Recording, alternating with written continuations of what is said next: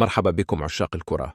يواجه الجهاز الفني لفريق النادي الأهلي بقيادة السويسري مارسيل كولر أزمة هجومية قبل مباراة الفريق المرتقبة أمام فلومينينسي البرازيلي، والمقرر إقامتها الاثنين في نصف النهائي كأس العالم للأندية. ويغيب صلاح محسن عن المباراة بسبب استبعاده من قائمة الأهلي في مونديال الأندية بقرار من كولر، كما يغيب الفرنسي أنتوني موديست بسبب الإيقاف بعدما تعرض للطرد خلال مباراة الأهلي أمام اتحاد جدة في ربع نهائي مونديال الأندية.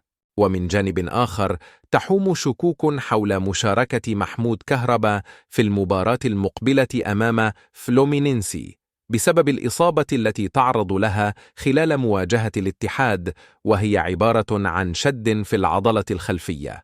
وذكرت وسائل إعلام مصرية أن كهربا خضع لبرنامج تأهيلي مكثف في الساعات الماضية، إلا أن اللاعب لم يشارك في أي تدريبات للفريق قبل 24 ساعة فقط من مواجهة الفريق البرازيلي. ويتسلم كولر خلال الساعات المقبلة تقريرا طبيا يحسم خلاله موقف كهربا النهائي من مباراة فلومينينسي. ولاعب التونسي علي معلول يعلق على احتفاله المثير بالهدف في مرمى الاتحاد.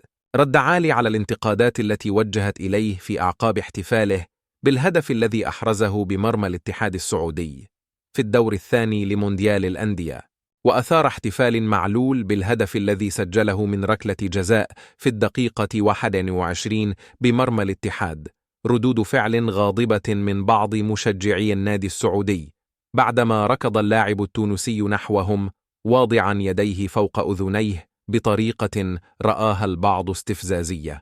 وفي حديث مع برنامج رياضي على القناة السعودية، أوضح معلول أنه لم يقصد استفزاز جمهور الاتحاد، مؤكدا أنه يحتفل دائما بهذه الطريقة بعد إحرازه للأهداف.